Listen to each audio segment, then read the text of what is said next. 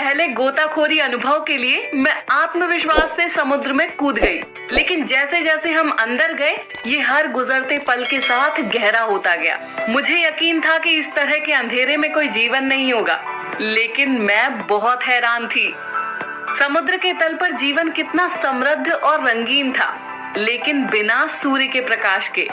ये पौधे और जंतु कैसे जीवित रहते हैं? उन्हें अपना खाद्य कैसे प्राप्त होता है? चलिए पता करते हैं।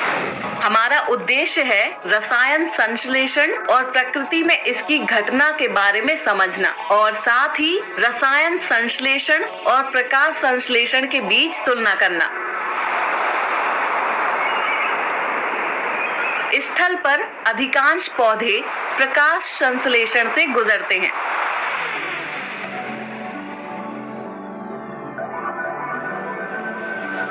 जल में भी उथले क्षेत्र पर जो पर्याप्त सूर्य का प्रकाश प्राप्त करते हैं, वो भी प्रकाश संश्लेषक हरे समुद्री पौधों की वृद्धि दर्शाते हैं। लेकिन गहरे महासागर में ऐसे क्षेत्र होते हैं जिन्हें वितल क्षेत्र कहा जाता है। इन क्षेत्रों में हाइड्रोजन सल्फाइड की उच्च सांद्रता होती है और ये ट्यूब वर्म द्वारा बसाए जाते हैं। ट्यूब वर्म के पोषकाय के अंदर कई रसायन संश्लेषी जीवाणु पाए जाते हैं। ये जीवाणु हानिकारक H2S को अवशोषित करते हैं और इसे ऑक्सीकृत करते हैं और कार्बन डाइऑक्साइड और ऑक्सीजन के साथ मिलकर शर्करा, सल्फर और जल का उत्पादन करते हैं। इस शर्करा का उपयोग ट्यूब वर्म द्वारा खाद्य के रूप में किया जाता है। कुछ मामलों में एक अन्य प्रकार के रसायन संश्लेषी जीवाणु समुद्र के जल में मौजूद ऑक्सीजन का उपयोग अमोनिया को ऑक्सीकृत करने और खाद्य का उत्पादन करने के लिए करते हैं, जो जीवाणु को ऐसे वातावरण में बढ़ने और गुणन करने में मदद करते हैं जहां कोई अन्य जीव नहीं पाया जाता है। तो जिस प्रक्रिया में जीवाणु खाद्य और ऊर्जा के संश्लेषण के लिए रसायनों का उपयोग करते हैं, उसे रसायन संश्लेषण कहा जाता है।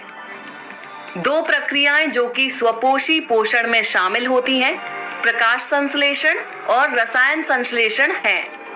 प्रकाश संश्लेषण और रसायन संश्लेषण की तुलना करते हुए हम देखते हैं कि प्रकाश संश्लेषण जीवों जैसे कि डाइटम और शैवाल में होता है, जो सूर्य प्रकाश को प्राप्त करते हैं, जबकि रसायन संश्लेषण कुछ जीवों में होता है, जैसे कि गहरे महासागर में रहने वाले जीवाणु, जहां सूर्य का प्रकाश प्रवेश नहीं करता है। वर्णहरित की उपस्थिति के कारण प्रकाश संश्लेषक जीव सामान्यतः हरे रंग के होते हैं, जो प्रकाश संश्लेषण के लिए सूर्य के प्रकाश को अवशोषित करते हैं। लेकिन रसायन संश्लेषक जीवाणु में वर्णहरित नहीं होता है और वे प्रकाश संश्लेषण नहीं करते हैं। प्रकाश संश्लेषण के दौरान डाइटम प्रकाश ऊर्जा, CO2 और जल का उपयोग अपने खाद्य को संश्लेषित करने के लिए करते हैं, जबकि रसायन संश्लेषण में जीवाणु रासायनिक ऊर्जा का उपयोग खाद्य के संश्लेषण के लिए करते हैं।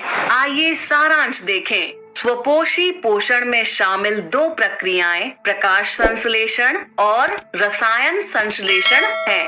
रसायन संश्लेषण जीवाणु खाद्य और ऊर्जा के संश्लेषण के लिए रसायनों का उपयोग करते हैं।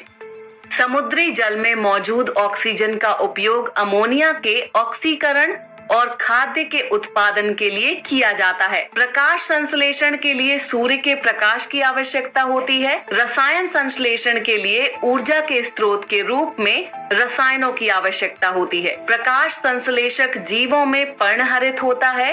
रसायन संश्लेषक जीवाणुओं में पर्णहरित की कमी होती है। समुद्र में गहरे जीवन को देखकर मुझे एहसास हुआ कि प्रकाश संश्लेषण और पोषण के लिए सूर्य का प्रकाश ही एकमात्र महत्वपूर्ण कारक नहीं है। इसमें कई अन्य कारक शामिल थे। तो स्थल पर पौधों के बारे में क्या उन्हें खाद्य के उत्पादन के लिए कच्चे पदार्थ के रूप में सिर्फ सूर्य के प्रकाश से ज्यादा की जरूरत है? पता लगाने के लिए अन्वेषण करें।